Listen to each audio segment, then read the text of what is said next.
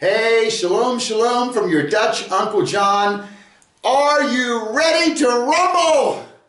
No, you can't rumble without the letter resh. And today we're going to cover the 20th letter of the Hebrew alphabet, the letter resh. It's the R sound. Its ancient picture is a head. And the Hebrew word for head is rosh. So you can see how they are related. It has a gematria value of 200. Remember that Hebrew reads right to left. So here we have the head, the ancient Hebrew, pointing to the left. If you turn an alphabet around, now the head is pointing to the right. And you know what? It's not hard to see how that head became the letter R. And if you look at the English lowercase r, notice it is just the opposite direction of the Hebrew letter resh. Very nice. Not very original on the English designers. In the Torah, there are 18,109 reshes. Okay. And as we have a cursive version, okay, looks very like the resh. And the resh is a dental, okay, because you use your teeth to make this sound, resh. Your teeth actually touch together as you push the air out through them. It has a Greek equivalent, which is the ro, all right? And resh is spelled resh, yod, shin. And as I said earlier, it's very closely associated with the Hebrew word for head, which is rosh, resh, aleph, shin. And I'm sure you've heard and maybe even used this word rosh before. There is a Jewish holiday called Rosh Hashanah. Shana is year. You put a hey in front of it. Hashanah is the year. And Rosh Hashanah is head of the year. It's the Jewish New Year. Usually takes place in September. The first place we see the word rosh, it's kind of maybe hidden here, but in the very first word of the Bible, Bereshit. Notice the second, third, and fourth letters spell rosh, which is head. And the three remaining letters is a bet, yod, tav, which is house, bet. And kind of interesting, it's kind of pointing out that in Bereshit you have the head of the house. And of course this is a direct reference to Yeshua, who is the head of the house.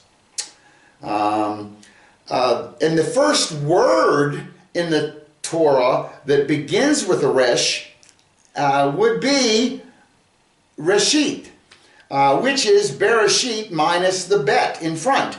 Remember, this bet that's in front is a prefix, which means in, and then the word reshit means beginning or first fruits. So if you have Bereshit, it's in beginning. And there is no the. I know a lot of the English translations say in the beginning, but that's not how it is in the Hebrew. The first time now that's kind of a hidden first word there because it's part of Bereshit.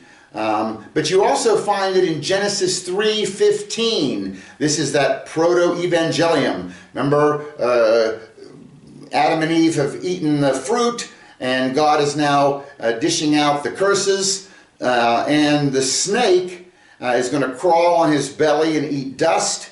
And in Genesis 3:15, it says, "And I will put enmity between you and the woman, and between your seed and her seed, and he shall bruise you on the rosh, head, and you shall bruise him on the heel." This is maybe the first prophetic picture of a Messiah who's going to come and save the world.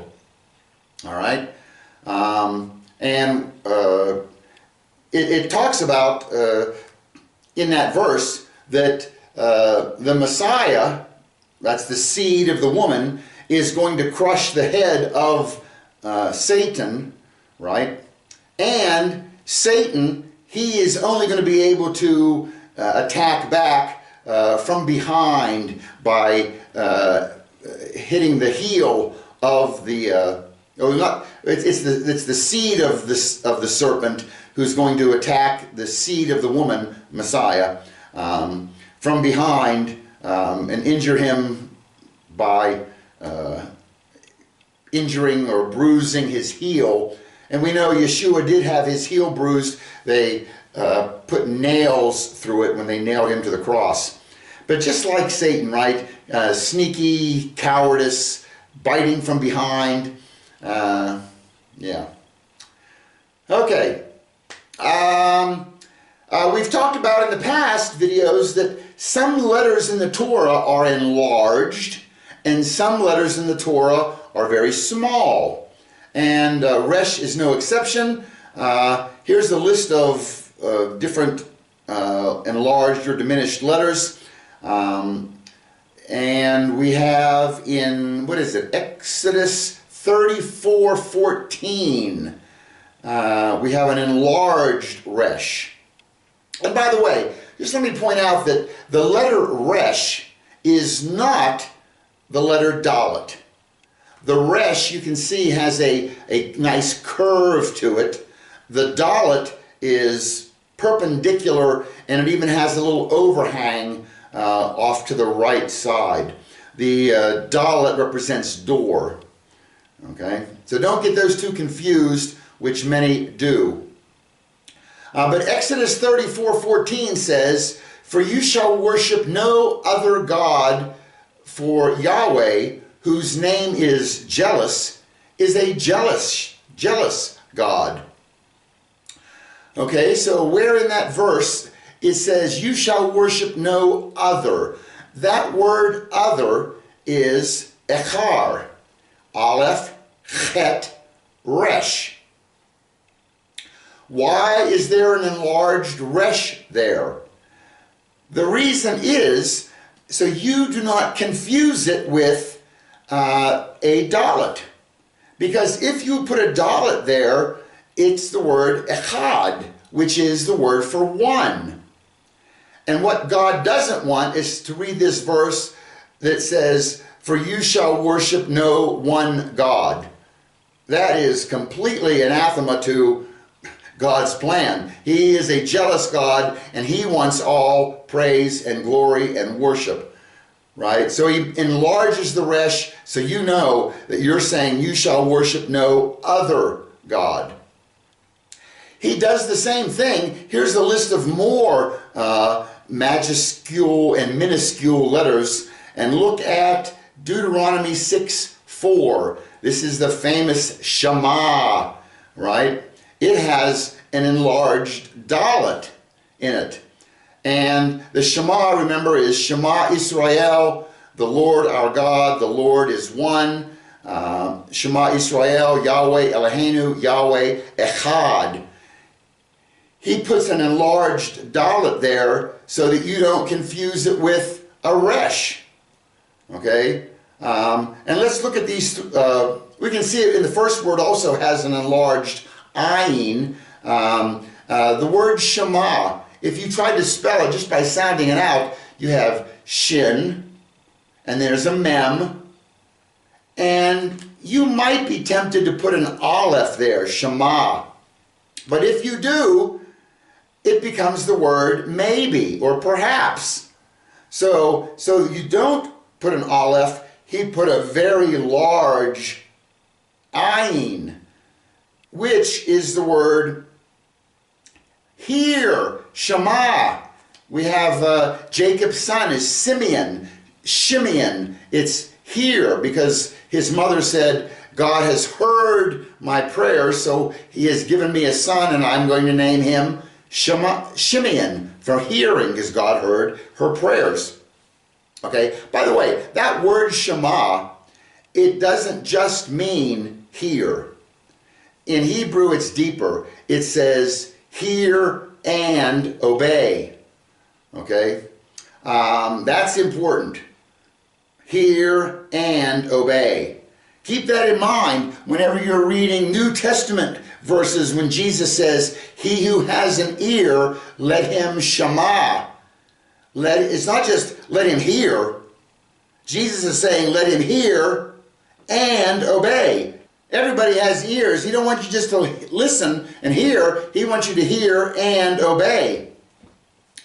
So keep that in mind. So God, he puts here a giant ayin so that you don't accidentally try to spell it from the audible, shin mem aleph, as in maybe. Like maybe, O Israel, the Lord our God, the Lord is one. He don't want that to happen, okay? And at the end of the verse, he has the word echad, aleph, chet, dalet. And he doesn't want you making the mistake of thinking that it is spelled, or that not that you, when you see it, that dalet is a resh. So echad is aleph, chet, dalet. He doesn't want you to confuse it with a resh because that spells echar, another. And it would then say, if you mixed up both of these letters, you'd be getting, oh, maybe, perhaps, O Israel, the Lord our God, the Lord is another.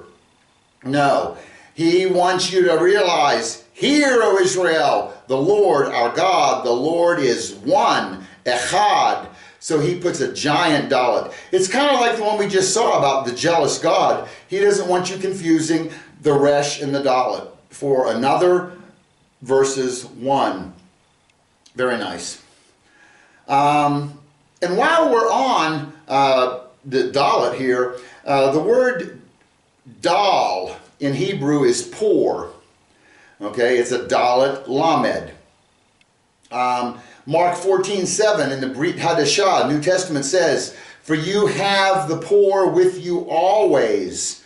Okay, there's the word poor. All right. And you can see that the dalet looks like a poor man. He's bent over. He has his hands sticking out the back. Remember, the dalet has that little piece that sticks out, perpendicular. So the dalet, he's got his hand out looking for alms, looking for donations, but he's facing forward and he doesn't see who's giving him the donations. Okay? That's how we are to give, anonymously. That's the picture that I see here. Okay? And if the dalet represents a poor man, the resh represents a destitute man. Okay? He has nothing.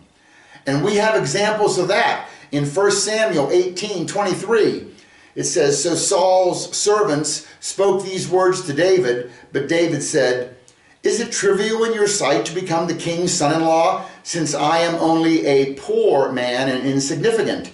That word poor, destitute, is rush. It's a resh and a shin. And you see it there in the Hebrew. We also see it in 2 Samuel 12, 1 through 3. Then Yahweh sent Nathan to David, and he came to him and said, there were two men in a city, one wealthy and the other poor, rush, destitute. The wealthy man had a great many flocks and herds, but the poor man had nothing at all except one little ewe lamb, which he brought and nurtured, and it grew up together with him and his children. It would eat scraps from him and drink from his cup and lie in his lap and was like a daughter to him. This is when, remember David, great king, but he had his downfall with Bathsheba. And he sent for Bathsheba's husband and sent him back to the front lines with instructions to put him on the front line so he'd be killed. So now Bathsheba would be a widow and he could have her. And Nathan the prophet figured it out, and he came to David with this kind of story of the poor man who lost his little sheep. That's all he had, was one precious little ewe lamb, and it was taken from him. Deuteronomy 1:21 says, "See, Yahweh your Elohim has placed the land before you. Go up, take possession, just as Yahweh, the Elohim of your fathers, has spoken to you. Do not fear or be dismayed." So this word rosh here, you see, resh shin, can also represent inheritance or possession. We see it in Genesis 27:37. But Isaac replied to Esau, "Behold, I have made him your master, and I have given to him all his relatives as servants. And with grain and new wine I have sustained him. What then can I do for you, my son?" This is when Esau comes in to get the blessing, but it had already been given to Jacob, and Isaac poured everything he had into the blessing for Jacob, thinking it was Esau. Remember, Jacob put the fur on his arm and wore Esau's coat, so he smelled and felt like his brother Esau, and he got the blessing.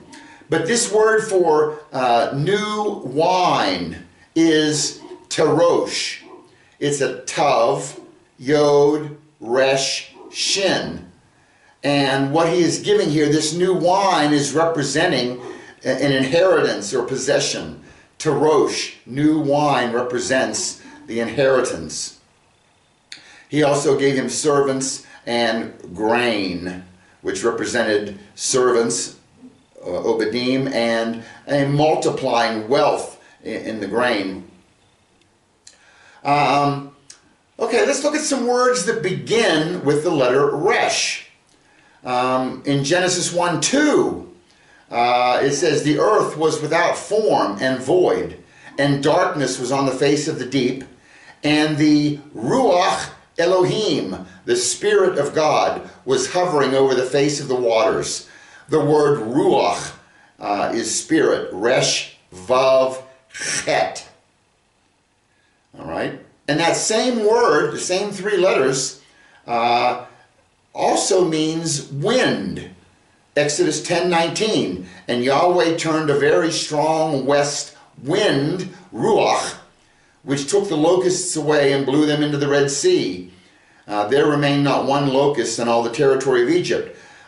Interesting that the word spirit and the word wind are the same in Hebrew. You know, the spirit is something you can't see, but you can feel it. You know it's there. The same with wind. You can't see it, but you know it's there. You feel it.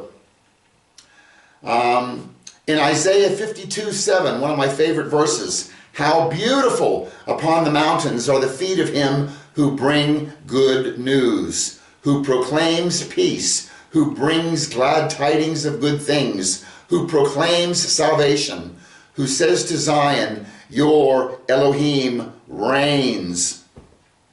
The word foot and feet, foot is regel, resh, gimel, lamed. So the word foot begins with a resh. There are many names in the Bible that begin with resh. We'll give you a little test here and see which ones you can figure out. Here's the first one. It's a resh, bet, kuf, hey. Anyone? Anyone? Bueller? This is Rivka. Who is Rivka? You'll find her in Genesis 22:23. This is the wife of Yitzhak, Isaac, Rebecca. Very nice. In Genesis 35:10, it does say, "And Elohim said to him," to Jacob, "Your name is Yaakov, Jacob. Your name shall not be called Jacob anymore, but Israel shall be your name." So he called his name Israel. You know, it's interesting. Jacob gets his name changed to Israel. Look at Jacob's family. His father was Yitzhak. His grandmother is Sarah. His mother was Rebecca. His grandfather is Abraham.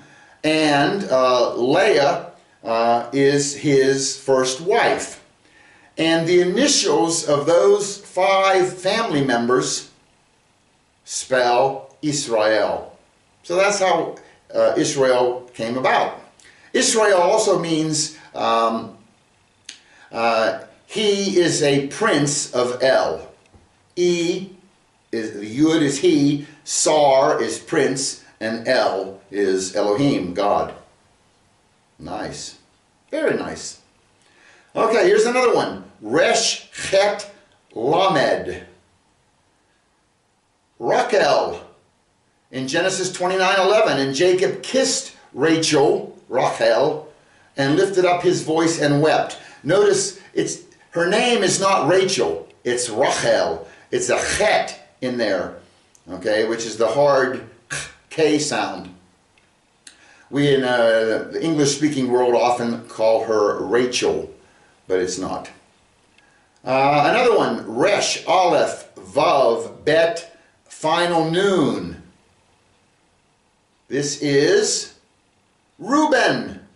Genesis 29:32. And Leah conceived and gave birth to a son, and she named him Reuben, for she said, Yahweh has seen my affliction, surely my husband will love me now. Reuben, Ben is son, and Ru is behold. So when she has this baby, it's a boy, behold a son, Reuben, and that's what they named him.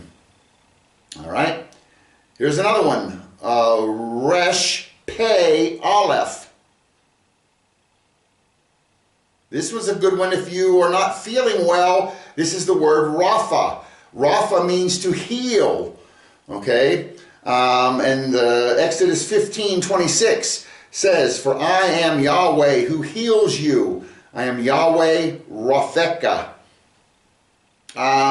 And this is a good one. If you're not feeling well, if you got some sickness, some disease, whatever, and you're praying for healing, this is one of God's names, Yahweh Rapha, the Lord our healer. And if you address your prayers to him as Yahweh Rapha, let me tell you, that gets his ear. Okay?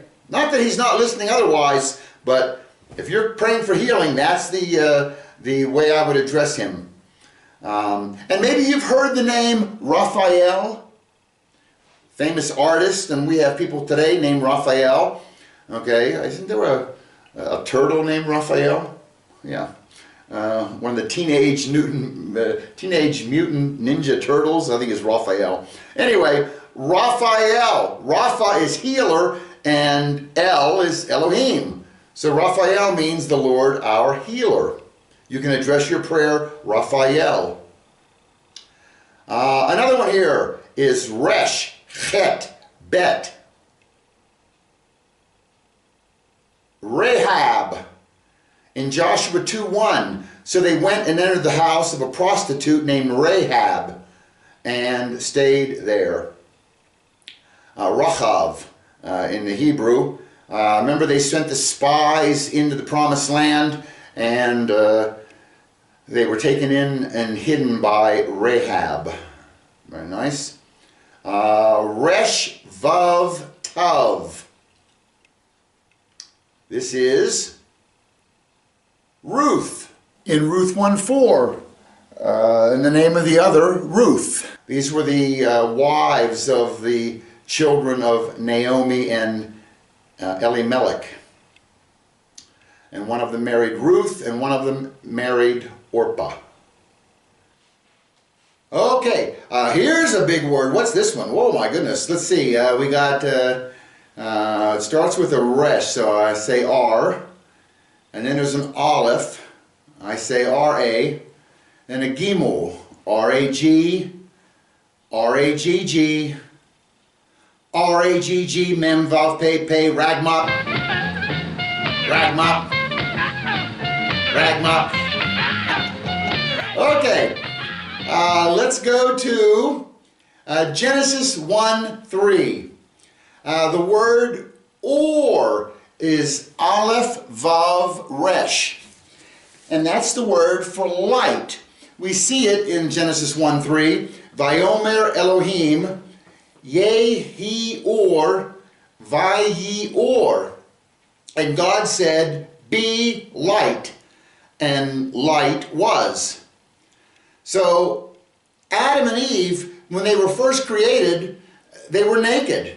And they didn't realize or know or care that they were naked. They were clothed in God's light. But after they sinned and took a bite of the fruit, it says, then, and this is after God passed out all of the curses to the snake and to the woman and to the ground. In Genesis 3:21, it says, "And Yahweh Elohim made garments of skin for Adam and his wife and clothed them." So after the curses, now they're clothed in skin. And this picture is they were clothed in light, now they're clothed in skin. Where does God get skin? He had to sacrifice an animal, right? And this is the first sacrifice. It says, without the shedding of blood, there is no remission of sin.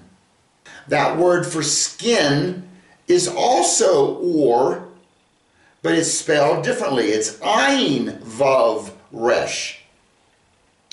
Or, skin. Interesting.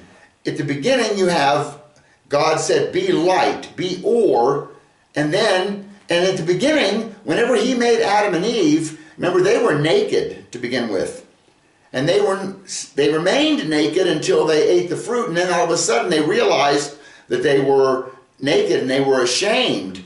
And so God then clothed them in or, skin. What were they clothed in prior to this? They weren't clothed, I guess they were clothed in or, light, the light of God. And then, once they were ashamed, and God made them new garments of or. Very nice, okay? And notice those two words, how they're spelled. We said light was aleph vav resh, and skin is ayin vav resh. The only difference is the first letter. Aleph begins with 1 gematria, and ayin is a 70. If you put in the gematria values, light adds up to 207, skin or adds up to 276. And if you take the difference, they were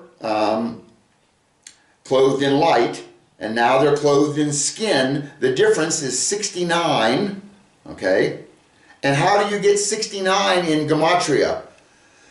It's a samek and a tet. And samek, remember, means to support or to lean on. And tet is a coiled snake. So Hava, Eve, she supported the serpent. And they went from clothed in light to clothed in skin. By the way, that being clothed in skin, where did God get the skin? You know, I talked to my Hebrew friend, my Jewish friend, and he says, you ready for this? Prior to God clothing them in skin, they were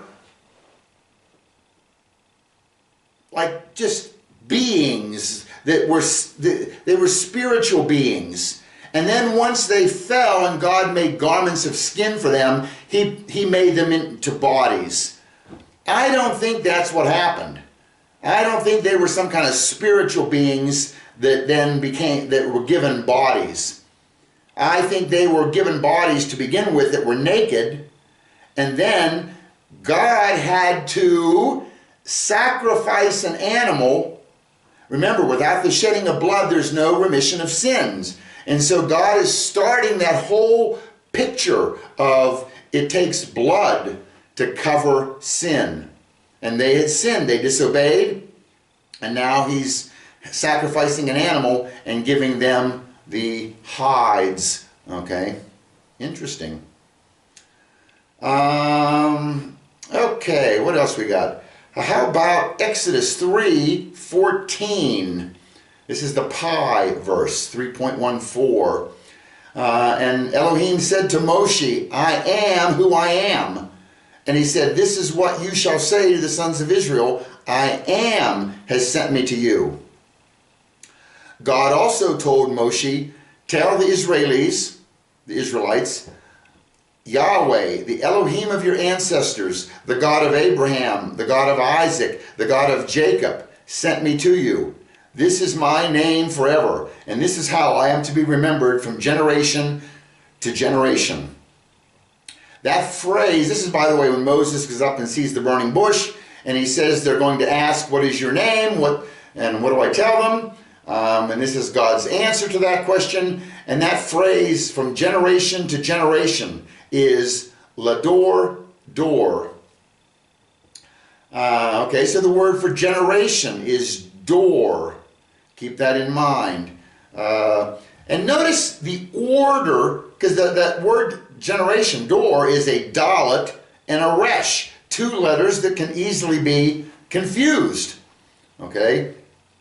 But this word generation, it begins with a dalet and then ends with a resh. And then you get generations, right? Generation. If you switch those two letters and do resh dalet, this is the word raid. And raid means decline, which I could see is the opposite of generations. You're either progressing and creating new generations, or you're in decline. Okay? Interesting. If you take the word and reverse it, it means the opposite. How clever is that? I have other examples of that. We'll try to stick in some other videos in the future. We see this many times, this resh dalet order, meaning decline. Look at Exodus 19:25. So Moshe went down to the people and told them. Moshe went down. That word going down is vayered. The vav in front is and then yered is to go down or decline. You see, yod, resh, dalet. Okay? In Jonah, chapter 1, verse 1 and 2, the word of the Lord came to Jonah, the son of Amittai, saying, arise, go to Nineveh, the great city, and cry against it, for their wickedness has come up before me. But Jonah rose up to flee to Tarshish from the presence of Yahweh. So he went down to Joppa, found a ship that was going to Tarshish, paid the fare, and went down into it to go with them to Tarshish from the presence of Yahweh. That word, yerad, is yered, to go down. He went down to Joppa, and he went down into the ship. And in Jonah 1, verse 4, the Lord hurled a great wind on the sea, and there was a great storm on the sea, so that the ship was about to break up. Then the sailors became afraid, and every man cried to his God, and they hurled cargo, which was in the ship, into the sea to lighten it for them. But Jonah had gone down into the hold of the ship, lain down and fallen asleep. The word asleep, well, here you see gone down again, and then now the word asleep. You go down into sleep, and you can look here, that word, it's all one word. It's 1, 2, 3, 4, 5 words in one, and it's vayeradam. Vayeradam. The vav in front is and, the yod is he, and then the rod, the resh dalet, is down, and then the mem. So that vayeradam means, and he was fast asleep. Wow.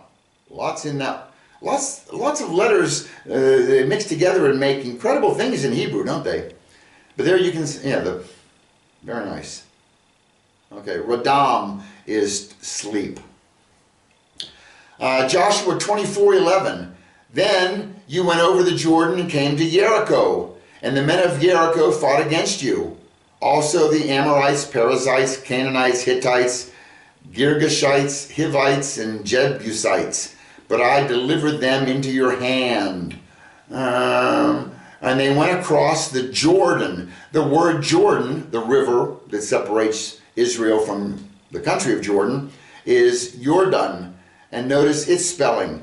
Yod, Resh, Dalet, final noon. And why? What does the river do? The river flows down. And so it has that Resh, Dalet, declining 2 letters in it. Very nice. So we have, look at the order of God. Okay, if you put Dalet Resh, you get generations. If you put Resh Dalet, it's declining. Okay? By the way, those 2 letters, Dalet and Resh, there are words that represent those 2 letters. And the Dalet, a word that represents Dalet is din, which means judgment. Okay? The word Dan, that was one of the sons, right, of Jacob, means judge. Dinah is woman, female judge, has the hay on the end. Okay? We see it in Job 36:17. But you are filled with the judgment, do the wicked. Judgment and justice take hold of you. There you see it twice. Din, judgment. Okay? And it begins with a Dalet. And the Resh begins the word Raham, which is the word for mercy or compassion. We see it in Exodus 33:18. Then Moses said, please show me your glory. And he said, I will cause all my goodness to pass before you, and I will proclaim my name, Yahweh, in your presence. I will have mercy on whom I have mercy, and I will have compassion on whom I have compassion. That word there, compassion, is Raham. So those 2 things are opposite, aren't they? You either have judgment or you have mercy. Very nice. And it's those 2 letters begin those 2 words. They're opposites. Okay? Remember the burning bush. We mentioned it a little while ago. Exodus 3:2. There the angel of Yahweh appeared to him in a blazing fire from within a bush. And Moses saw the bush ablaze with fire, but it was not consumed. So that burning bush, this is when Moses goes up on Mount Sinai, right? By the way, that word Sinai, okay, is a Samek, Nun, Hey. If you write that word backwards, Hey, Nun, Samek, you get the word for the miracle. And that is a pretty big miracle, that a bush is on fire, but it is not consumed. Interesting, okay? And notice, in this verse, you have those 2 things. You have judgment, right? There appeared to him in a blazing fire from within the bush. Moses saw the bush ablaze with fire. Fire, judgment, judgment. But it was not consumed. Mercy, Raham. Very beautiful, those 2 things. And that's a beautiful picture of God. God is judgment. He has to punish sin, but he's also merciful, and he doesn't want to punish you. Okay? So how does he get around that? If he's a perfect God, then he's a perfect judge. And he must punish. But he's merciful. He doesn't want to punish, but he must punish. But he doesn't want to punish. He loves you. He has mercy. So how does he get around this?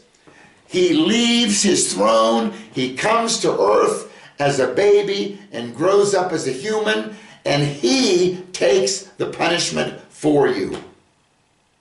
That's the picture of Yeshua dying on the cross, a perfect, sinless, innocent man, human man, taking our punishment. God is God and man. The Messiah is God and man. Notice the word din. It begins with the Dalet, and the Dalet, listen, the Dalet is a very, we're going to say hard letter. It begins with a hard D. Da, da, right? D. Versus Raham, Raham is a resh. A resh. It's a much softer letter. Okay? By the way, that word Raham, meaning compassion, look at Isaiah 49:15. Can a woman forget her nursing child and have no compassion on the son of her womb? Even these may forget, but I will not forget you. Wow, God is never going to forget us. Can a woman forget her child, her baby that she's nursing? He says, maybe that could happen before I forget you. What are the chances of a woman forgetting her baby? Very slim. So the chances of God forgetting you are even slimmer. And in Genesis 29:31, it says, when Yahweh saw that Leah was unloved, he opened her Raham, but Rachel was barren. Rachem is womb. Interesting that the word Racham, and they're spelled the same. Raham, compassion, mercy, and the word Rachem, womb, spelled the same, just pronounced different. One means mercy, compassion. One means womb. And you talk about irony. You would think that a Rachem, a womb, should be the epitome of a place of compassion and mercy. A woman's womb is the safest, most perfect, just safest place for a baby. Unless you live in the world in the 19th, 20th century, where they're aborting children right and left. They don't like the sex what it's going to be. They didn't like the father. They didn't like the boyfriend who got them pregnant. I mean, they're using abortion for birth control. Rachem is no longer the safe place it should be biblically. And back to these two words with the hard D, dalet, and the softer resh. You notice, if you want generations to continue, notice the order that these two letters are in. Dalet is a hard dalet, and then it's a softer resh. And you know what? If you're raising kids, if you're a school teacher, if you're doing anything with kids, you need to start with a hard dalet. Here are the rules. Be a disciplinarian. Be a little bit strict. And then, once you've established the rules, then you can soften it with a resh, a softer. Okay? And if you do that, generations will proceed.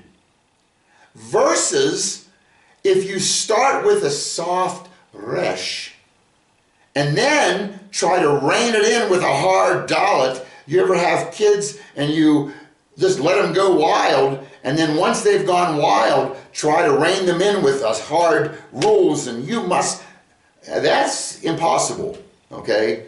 And things will go in decline. Just even the pronunciation of the letters God has thought of, and he wove that into words. It's unbelievably beautiful, isn't it? So if you want your children to go in decline, be permissive. Let them do whatever they want. And then try to rein it in. Ain't going to happen. Okay? Very nice. Let's see. Lamentations 3:35. To turn aside the justice due a man before the face of the Most High. This is the word mishpat giver. This is the word for human rights. And it adds up to 634. And there's two other words that add up to 634. One of them is ladorot, which is for generations. And notice you have lamed, dalet, resh, tav. The dalet precedes the resh, and you get generations, and it adds up to 634. Or you can have la redet, which now you have the softer resh followed by the hard dalet, and that means to descend, which is also 634. So you have your choice how you want to raise or teach your children. Okay, another place we see the resh is in the phrase Bashin Kuf Resh. And that's just a phrase, an idiom in Hebrew. And what they're doing is just naming 3 letters, Shin, Kuf, Resh. Well, those 3 letters spell Sheker.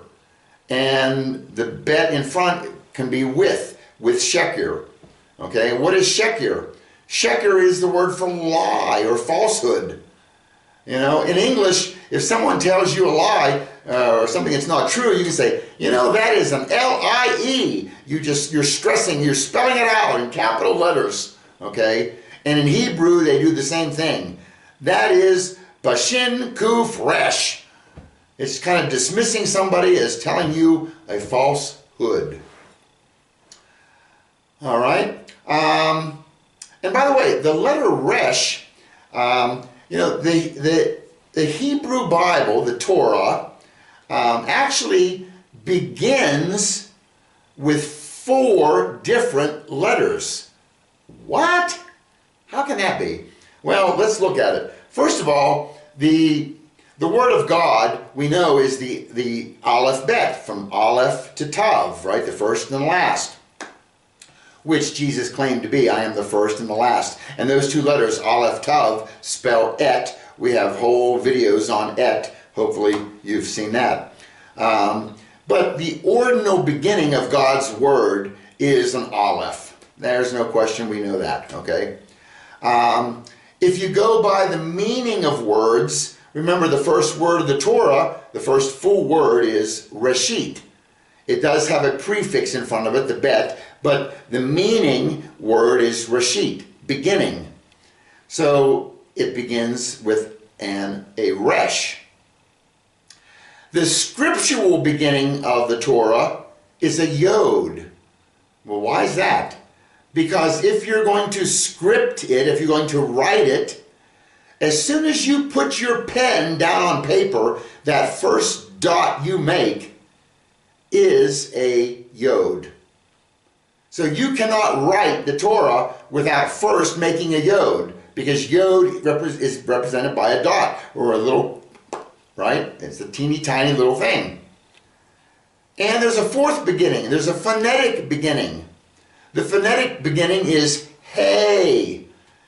You can't read the Torah without first taking a breath. When you inhale and the breath comes out. And what is hey? Hey is that letter that a Jewish person just can't define. It's God's, it's His breath. No, it's His essence. It's His blessing, revelation. You know, it's the breathing, okay? It's the breathing of the Word. Very nice. So those 4 letters, by the way, are the 4 beginning letters of the Hebrew Bible. And if you put them together, they spell Aryeh. I don't know how to pronounce it, but it's the Hebrew word for lion. And so even those 4 letters that begin the Hebrew Bible, they point to Yeshua, who is the Lion of Judah, Lion of Yehudah. He's also, Yeshua is also the Word of God. How cool is that? Okay, look at Psalm 119. This is the long one with 176 verses. And remember the first 8 verses, they all begin with Aleph. And then the next 8 verses all begin with Bet, and the next 8 begin with Gimel. And if you jump all the way down to verse 153 through 160, all the verses begin with the letter Resh. Very nice. Okay.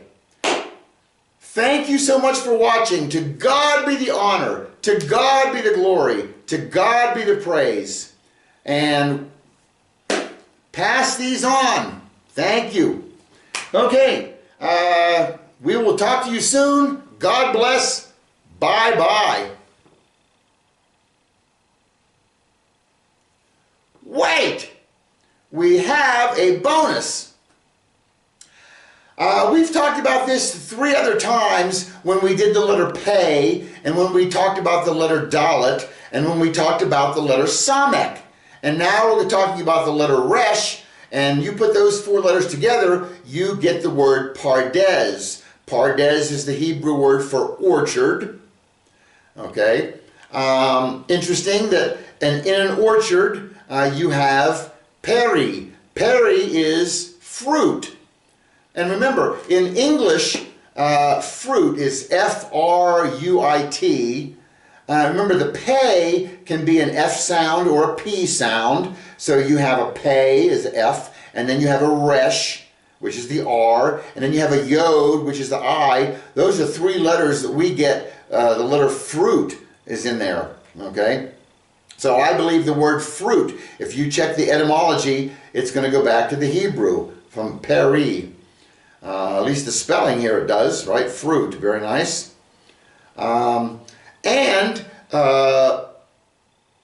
Orchard, Pardes, comes an orchard.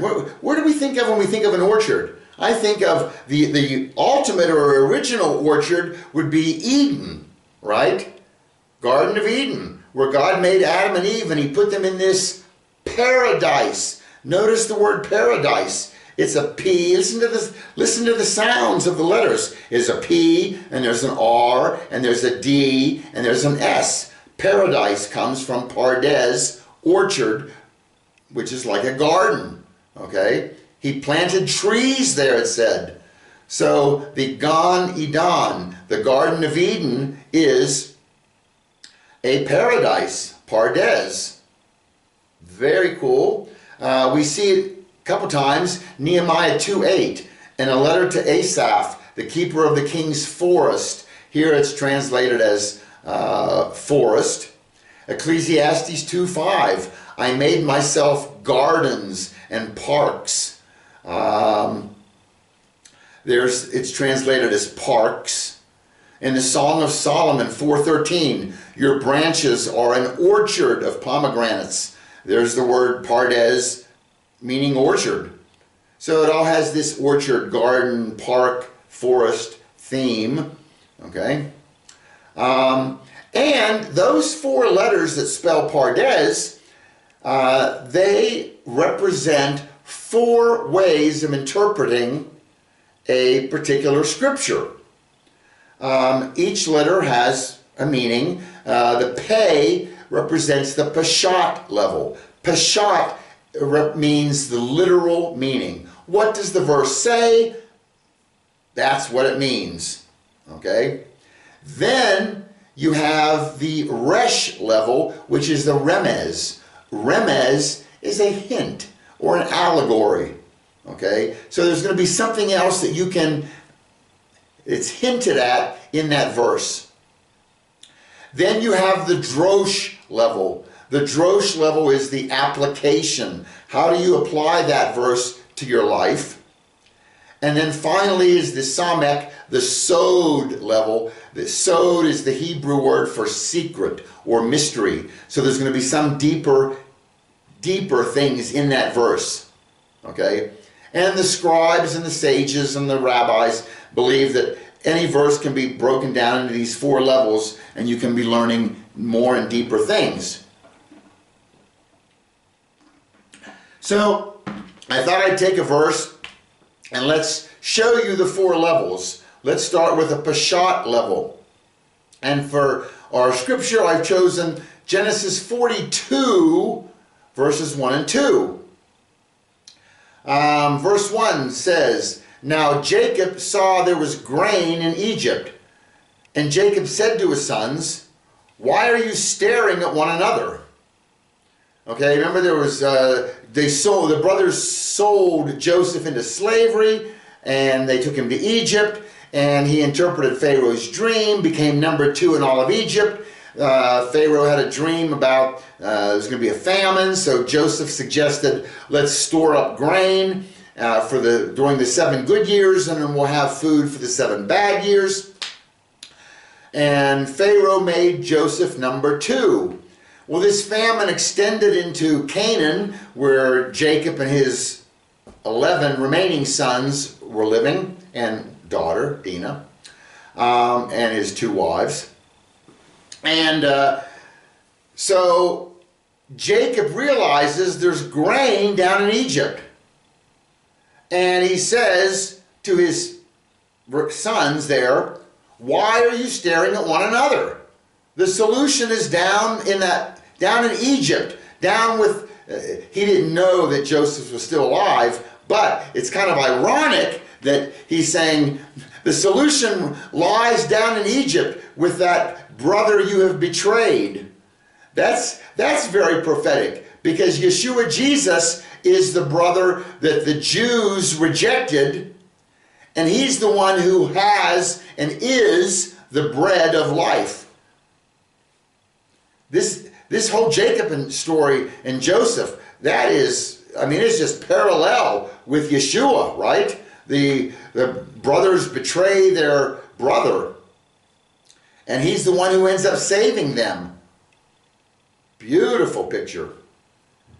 So in verse 2, then he said, "Look, I have heard that there is grain in Egypt. Go down there and buy some for us from that place, so that we may live and not die."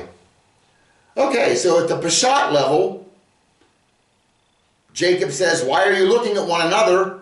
The solution's down in Egypt. Go down there and buy some grain so that we can live and not die." That's the Peshat level. It's what it says is what it is. All right. Notice he does say, "Hey, go down there and buy some for us." That word "go down" is redu. And look at it. It's a resh, dalet, vav. There's the resh, dalet, raid, to decline, go down to Egypt. We've just talked about that, and here's an example worked into this passage. Now, the remez level. There's a hint of something else happening here. They did go down to buy the grain, and in Genesis 42:8, they're standing before their brother, and it says, "So Joseph recognized his brothers, but they did not recognize him." Why didn't the brothers recognize Joseph? Well, 20 years had passed. He's now number 2 in all of Egypt, which they would never have expected. And he's become Egyptian. He's not Egyptian, he's still Hebrew, but he's dressed in Egyptian garb, and he's speaking Egyptian, and so they recognize, or he recognizes his brothers when they came for food, but they don't recognize him. It's kind of interesting. Look in Genesis 50, verse 19. Joseph said to them, "Do not be afraid, for am I in the place of God? But as for you, you meant evil against me, but God meant it for good, in order to bring it about as it is this day, to save many people alive." This is after Joseph revealed himself to his brothers, okay, which Yeshua is going to do on his return, right? Very, very prophetic, very parallel. It's kind of, it's just beautiful how it all fits together. All right. Let's go to the drosh level. The drosh level is going to be an application, okay? Remember what Jacob said to those boys. He said, "Why are you looking at one another? The solution is down in Egypt." And I can see the boys say, "Okay, well, we need food. Well, maybe we could get," no, I don't know. What do you think? Oh, I don't know. Maybe we could. They're looking at one another for a solution. They're not looking at the brother they betrayed who's down in Egypt. And that application here to modern day, if you get into Jewish life, the Jews are looking for a Messiah. And they're looking at one another. Go way back to AD 135. You had a guy named Simon Bar Kokhba. He led the Bar Kokhba revolt against the Roman Empire. For 3 years, Bar Kokhba ruled as a prince of a semi-independent secessionist state in Israel. Some rabbis, including Rabbi Akiva, proclaimed Bar Kokhba as the Messiah. Unfortunately, he died during the rebels' last stand at the fortress of Betar. He's a very famous Jewish man who they put on the short list as Messiah. You can see modern day postage from Israel celebrating him. All right. Again, why are you looking at one another? The Jews today are looking at each other for their Messiah, not the brother they betrayed. Here's another one. Menachem Mendel Schneerson. He was born in 1902. He died in 1994. He's the 7th Rebbe of the Chabad Lubavitch. This guy, you'll see his picture. If you've been to Israel, it is plastered everywhere. This is the back of a road sign. I was waiting at a bus stop to take a bus to the airport, and this is the back of the sign. And notice there's 2 pictures of him. A newer one that's yellow, and then there's a faded one down below, and it looks like the yellow one is covering another faded one. And it has his picture, and it has writing below it, and it says, "Be the Messianic King." They think this man is the Messiah. And there's a huge following. They call them the Lubavitchers.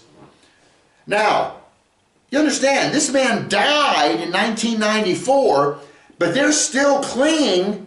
Well, he died spiritually or physically, but he's still alive spiritually. They make up all these excuses. You can go to a mall or in the airport or throughout Israel, and they will have little booths with Lubavitchers in there. Hey, come over here, it's almost like the Hare Krishnas used to have these little booths, and you would go over and they would summon you, and they would try to convert you into their thinking.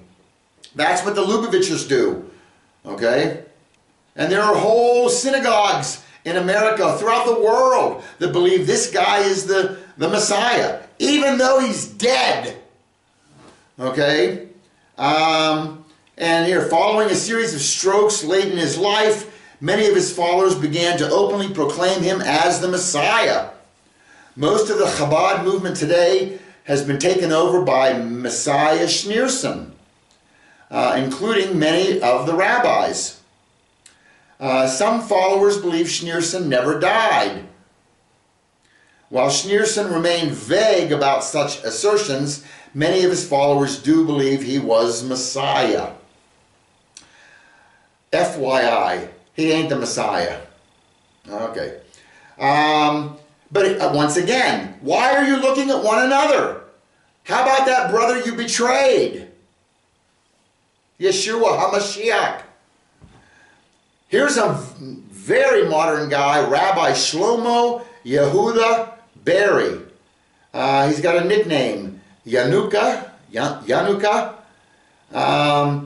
And there's a lot of stir about him. He shows up in a car, and there's just hundreds and thousands of people around. Apparently he's memorized the Torah, which puts him on the short list as Messiah. And again, why they're looking at one another for the Messiah, and not the one that they betrayed, Yeshua. I would think the Messiah wouldn't wear glasses. I don't know. He's probably should be perfect, right? He should be. I've had a friend once. I helped him out. I'm not going to tell you what or how or who he was, but I did help him out in a time of need. And he was a Jewish fella, and he started calling me the Messiah. And I go, listen, I'm not the Messiah. I'm John the Baptist. I'm here to point to the Messiah, I would tell him. He didn't get that joke, being a New Testament reference. But one day he said, no, you are not the Messiah. And I said, well, what made you come to that conclusion? And it was some stupid little thing that I did, or, that I was, they got 10 million little rules that they follow, and if you happen to break one of them, then you can't be the Messiah. I mean, it's to the point, God prefers the right hand over the left hand.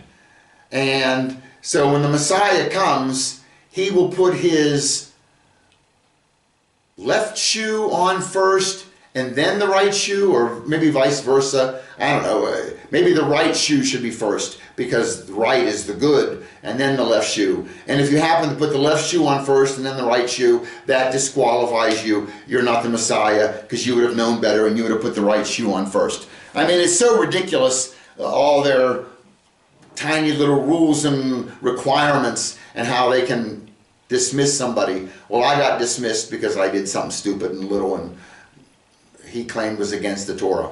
All right. So, I think if this guy's wearing glasses, Rabbi Barry, he probably wouldn't be the Messiah. What do I know? All right. And now the final level is the sod, the mystery level, right? The secret level. And let's see what we have in here. Look in Genesis 42:2. Then he said, look, I've heard there's grain in Egypt. Go down there and buy some for us from that place, so that we may live and not die. The word we said earlier, redu, is to go down. Redu is a resh, dalet, vav. 200, 4, and 6 adds up to 210. Okay, that's nice. 210, by the way, is 21 times 10. That's, what, 3 times 7 times 3 plus 7. I got my 3s and 7s there. That's nice. And he's wanting to go down to Egypt, okay? And remember, when the Jews, they were down in Egypt and with Joseph, and then years passed and a new Pharaoh came who didn't know Joseph, and he was worried that the Jews were going to conquer the Egyptians, so he enslaved the Jews, right? And it was prophesied that they would be enslaved. In Genesis 15:13, it says, then he, God, said to Abram, know certainly that your descendants will be strangers in a land that is not theirs, and will serve them, and they will afflict them 400 years. So, it is prophesied that the Jews are going to be afflicted 400 years. Well, when they went down to Egypt, they were not enslaved for 400 years, okay? And not all of those years, some of the years they were in their own lands, some in other lands, in the Egypt land. Some of the years they served the Egyptians, some of those years they didn't. But they weren't enslaved in Egypt for 400 years. So why did it prophesy 400 years? Well, maybe, I think certainly, when did this prophecy begin? If you begin the prophecy at the birth of Isaac, because Isaac, he would be a descendant, right? He's Abraham's son, and he would be a stranger in a land that is not theirs. The promised land is not given to them until they return from Egypt. Then it's the promised land. So Isaac qualifies as a stranger in a land that is not his. Okay? So maybe the affliction starts right there, 400 years. And we know that Isaac was 60 years old whenever Jacob was born.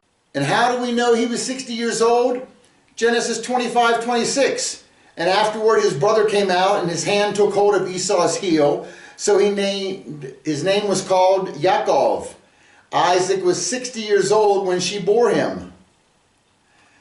Okay? And then Jacob, he was 130 years old when he went down to Egypt. How do we know that? Genesis 47, starting in verse 8. Pharaoh said to Jacob, "How old are you?" And Yaakov said to Pharaoh, "The days of the years of my pilgrimage are 130 years. Okay, so now we got 190 years, and we've got to get 400 years of being strangers in a land that is not theirs. And so if you subtract 400 minus the 190, you get 210 years down in Egypt. All right? Well, 210, that's the gematria value of redu when Jacob told, go down to Egypt and get the grain. So in that word redu is a prophetic number of the years that they're going to be down in Egypt. How cool is that? All right. Thanks for watching. There's your bonus. God bless. Bye-bye.